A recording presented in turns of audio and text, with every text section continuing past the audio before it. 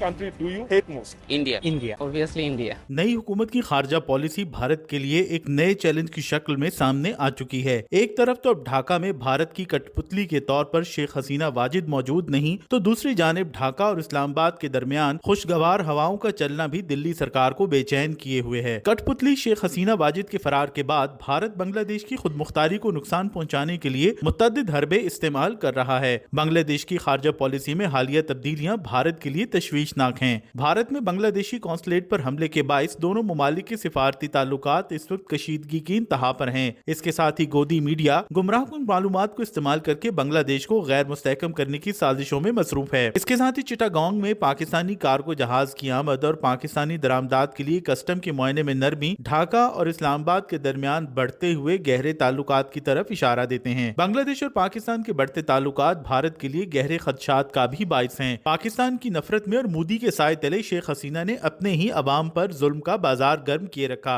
बांग्लादेश की उबूरी हुकूमत ने भारत से टेलीकॉम का एक वसीउल बुनियाद मुआहिदा मंसूख करने का भी हुक्म दे दिया है। भारत और बांग्लादेश के दरमियान गैर कानूनी इमिग्रेशन, अकलियतों के हुकूक और पानी की तकसीम के मुआहिदों जैसे मसाइल पर भी कशीदगी बढ़ रही है। बैनुल अक़वामी मीडिया भी सूरत हाल को नोट कर रहा है, जिसका कहना है कि बांग्लादेश में बढ़ते हुए भारत मुखालिफ जज्बात की वजह से अब सूरत हाल मजीद खराब हो चुकी है। इस वक्त भारत बांग्लादेश पर दोबारा असर रसूख कायम करने के लिए मुजाहिरों और मीडिया का सहारा ले रहा है। हकीकत तो यह है कि बांग्लादेश के अवाम ने अपनी आजादी का गला घोंटने वाली शेख हसीना को मुल्क से निकाल कर भारत को एक मुंह तोड़ जवाब दिया है। अवामी लीग और शेख हसीना से अवामी नफरत का अंदाजा इस बात से लगाया जा सकता है कि अब बांग्लादेश में जॉय बंगला के नारे का खात्मा होने लगा है। करेंसी नोटों से शेख मुजीब, जिन्हें बंगा बंधु कहा जाता है, उनकी तस्वीर को भी खत्म किए जाने का फैसला किया जा चुका है। 5 अगस्त को अवामी इंकलाब के नतीजे में शेख हसीना वाजिद की कठपुतली हुकूमत का तख्ता उलटने के बाद से बांग्लादेश में अहम या मस्बत तब्दीलियां सामने आ रही हैं। अपने वालिद शेख मुजीब के नक्शे कदम पर चलते हुए शेख हसीना भी अमलन बांग्लादेश को वन पार्टी स्टेट में तब्दील कर चुकी थी। उबूरी हुकूमत की जानिब से शेख मुजीबुर रहमान की लेगेसी या पॉलिसियों और शेख हसीना वाजिद के इकदामात की नफी साफ दिखाई दे रही है। इस हवाले से सबसे अहम फैसला उबूरी हुकूमत का शेख मुजीबुर रहमान का दिया हुआ कौमी नारा जॉय बंगला खत्म करना है।